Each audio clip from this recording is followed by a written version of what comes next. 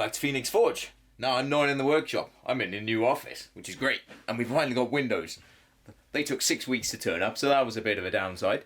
They're not quite finished. As you can tell, they're going to need a bit of trimming, a little bit of sealing. But it's my first time fitting double glazed windows. I think I did a pretty good job. I've got glass, which is a marked improvement on the plastic that's been covering the hole in the opening for the last 5 weeks, 6 weeks, however long it's been. I will go in the workshop in a second, so don't worry. But I thought I'd show you some of this.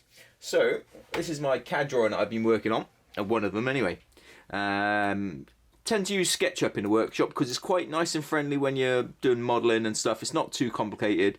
It's not as convoluted as perhaps AutoCAD is. It's a little bit easier to use, especially modelling things like staircases and stuff like that. So this is well, I'll show you the actual job in the workshop in a second. But it's a staircase out the back of a barn conversion. I don't need the rest of the barn, so I've drawn all my steps in. I've got 4 panels on this, so there's 2 panels going up the stairs. I don't know if you can see my cursor or not. And then there's a landing on the top, which is again stone. And I've got a small panel, which is the one that I've already made, and then sort of an 8-foot panel, 2.4 meters there. So I think it's about 6.5 meters in total of railings off the back of this barn. And the design's quite nice, so I shall show you that in person in the workshop. So let's go the other way now, out the new office, which is just a glorified shed. Oh, my stone turned up too. So I've been waiting on this stone now for doing my dragon sculpture. I was going to use a different stone, and my gates and other bits have come back from the galvanizers as well, which is awesome because now we can go out, do some site fitting, and hopefully earn some money. I've got to try and do this without showing you all my number plates. Right, there we go. So I've got quite a few pebbles turned up last week. Now the dragon sculpture I'm supposed to be doing is meant to be a flat sleeping dragon. That was the original brief. So I went to the quarry and I bought 3 reasonable sized slabs of pennant sandstone that I figured would be a nice shape and potentially get a nice couple of dragon sculptures on those. I tend to buy multiples when I go down the quarry because I don't go there very often. It's a bit of a drive and a bit of an interesting one. So I was going to use this skinny stone that's on the top. You know, it's roughly, I don't know what's that, 6 foot by 5 foot in the largest planes, and that would have made a good sculpture base for a sculpture anyway.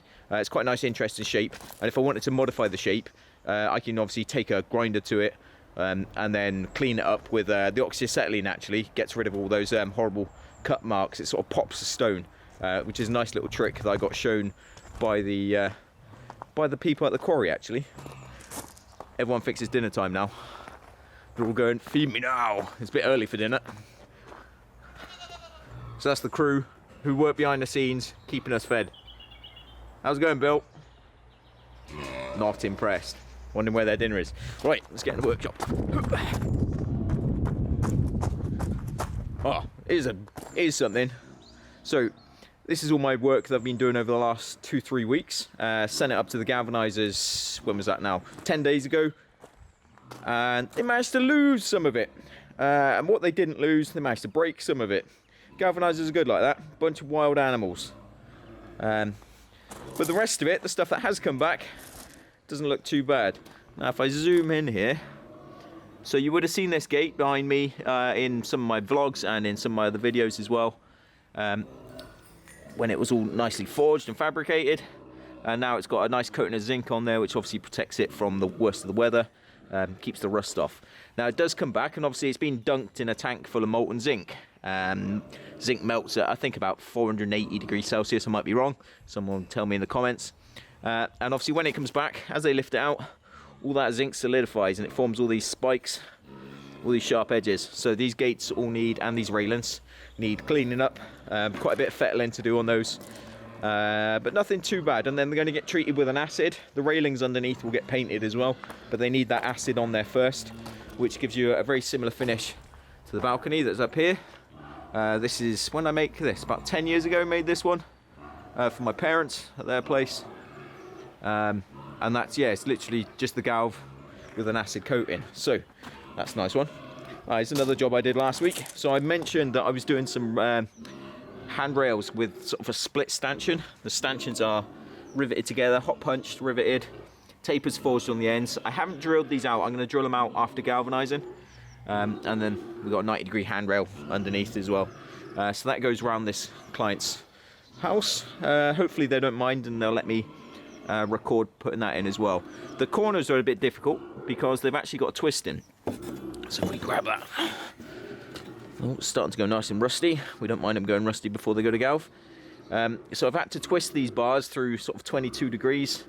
And it was quite a complicated little job this. There's quite a few angles and different bits going on in that. So yeah, hopefully my maths and my CAD drawing work for me on that design. And we'll find out when we take it to site and try and get it to fit. I think my stone man was feeling sorry for me because what he's actually done is sent me a whole pallet of old saw blades. They've been floating around his yard for a long time, and he was like, can you do anything with them? And the answer is maybe. But the big one, there's an absolute monster, which is as big as the pallet, which is, what's that, 4 foot across? And I've got a little project in mind for that one. So yeah, if you guys got any ideas for these small saw blades, there's probably about 20 of the things there, and they're not particularly small. These ones are over 1 foot across. And these ones are about, what's that, 18 inches across, 20 inches. They're a fair old size saw, so they're a good size saw blade. This is a pebble from a dragon sculpture. Obviously we need to make a base for it. That's one job for this week, later this week. And then I can turn it through 90 degrees and get it pointy end upwards, so that'd be cool. Loads of steel out there for doing jobs. Got busy a few weeks ahead, hopefully. Now, so if you saw in that CAD drawing, there was a small railing panel on the top of the platform, and this is that small panel. So I've sort of put this one together as sort of a proof of concept so that I can show the client and that I can work out exactly what's going on. The bottoms have been ball punched, so I did those under the hydraulic press. And then I've also ball punched all of the bottoms of these bars. And I did the tops as well, and then they're hot riveted onto the frame. Now the frame itself I haven't forged, I've sort of fabricated that. The rivets themselves are only 8mm, and you don't get a lot of swelling from an 8mm rivet, so it very rarely will I punch and drift a hole of that smaller diameter, especially in something like 30 or 40 by 12 or by 10. If you're not getting the swelling, you know, there's absolutely no point doing it. It isn't a time saving. So yeah, so that's that one. So there's lots more acorns to make, lots more little oak leaves to do. Quite a few different processes and bits and pieces involved in this project. So well, that's the first meter down. That's the first panel. I've got another, what was it, 5.5 meters to go. So anyone who thinks blacksmithing is all super glamorous and all you do all day, every day is forging, working on the anvil, think again. I spent all morning on CAD. I spent an hour and a half doing maths, trying to figure out all the hole centers. And I've spent the last 2 hours drilling holes in bars. And I've got at least another hour's hole drilling to do. So yeah, there's quite a lot that goes on into these projects. You know, especially when you're watching, you get a bit of a funny idea about what blacksmithing is by watching some of these blacksmithing channels, because obviously you only see the sexy videos, either that or you only see very small videos. So some of the guys on the big channels, say Alex Steele for instance, most of his builds don't take that long to do. Typically they're quite small projects, the things like knives, sharp pointy objects and stuff, which are always great fun to do, visually very attractive to obviously watch. And you know, who doesn't like making knives and sharp pointy things and throwing them down range? It's fun, it is. And he does a really good job of it.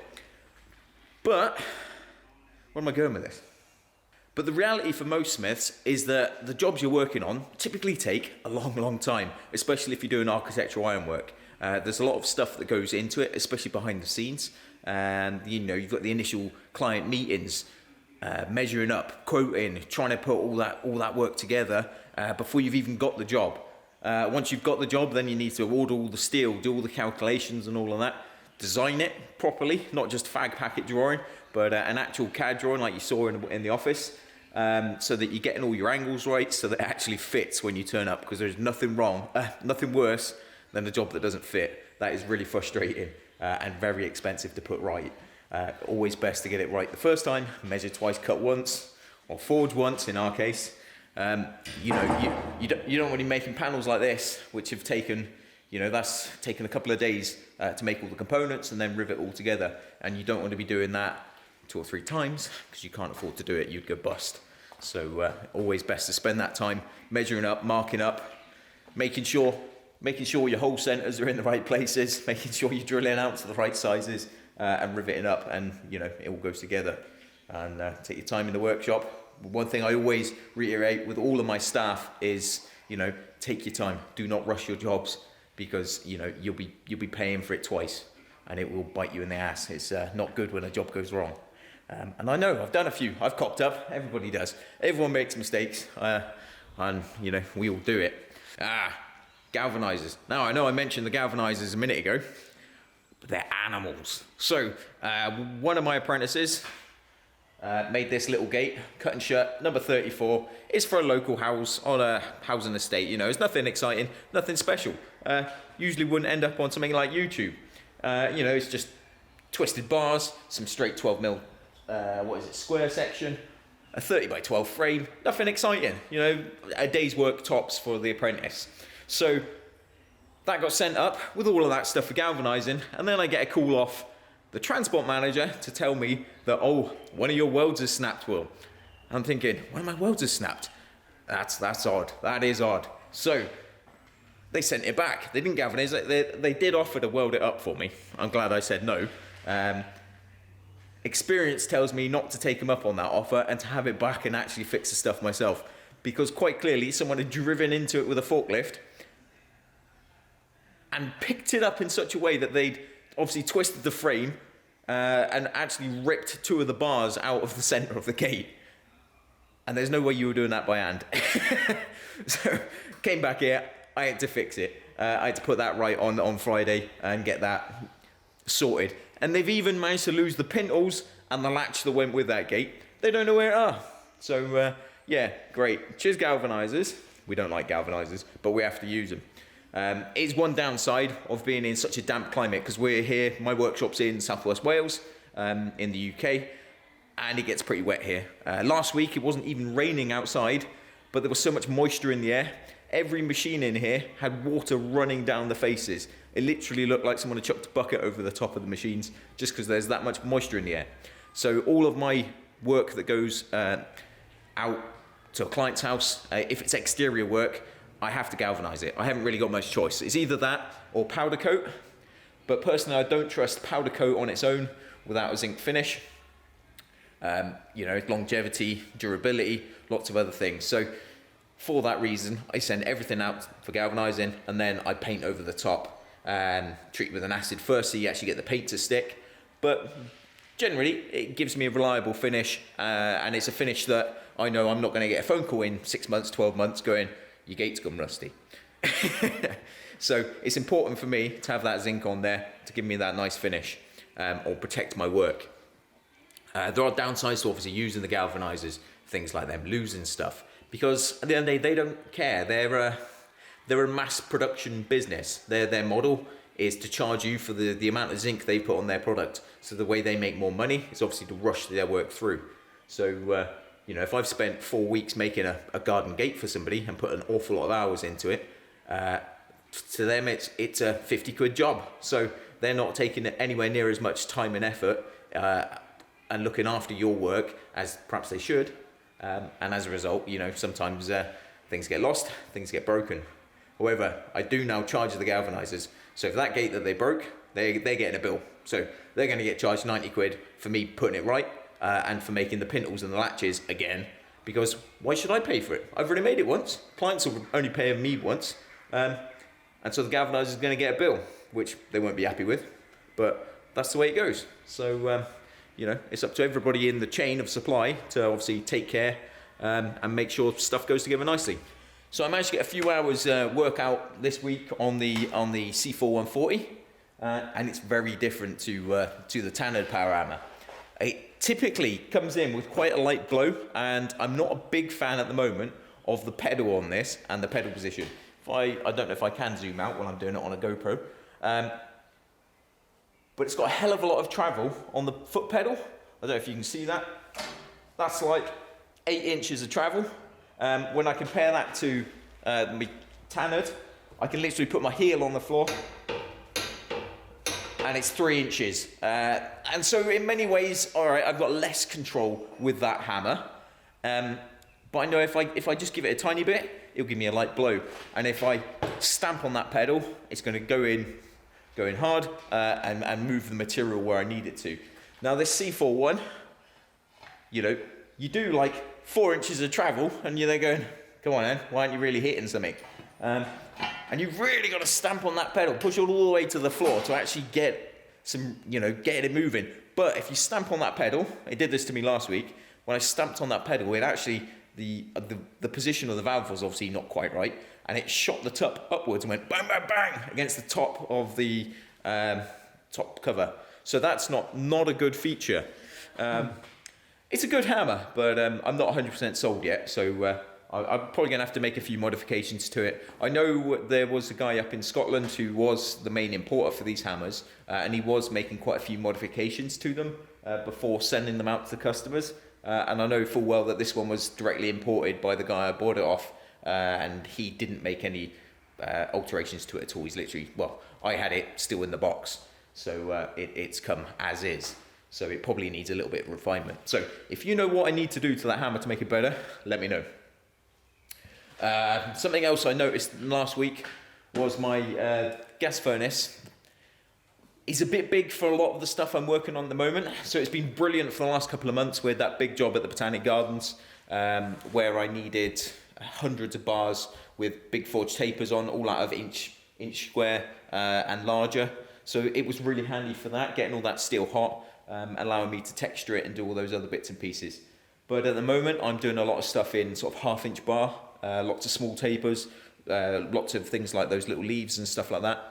And this forge is just a bit too big for that stuff. So I actually need something about half the size. So hopefully in the next couple of weeks, if I get a bit of free time, which is unlikely at the moment, but I'm hoping to do another gas forge build and make something probably about half the size, certainly in volume, and a lot narrower on the height. So it's going to be much smaller, and hopefully I can fit it on the same table, because I'm a bit short on space in here at the moment. So that's the plan for the gas forge. And hopefully we'll film that again and put that out there. That'll probably be a ribbon burner build as well, I think. I'm quite partial to the new ribbon burner. It is working well. So that's pretty much all of that's been taking place in the workshop this week. Lots of maths, lots of site visits, lots of meeting customers, and doing the other bits and pieces and all the stuff that goes on behind the scenes.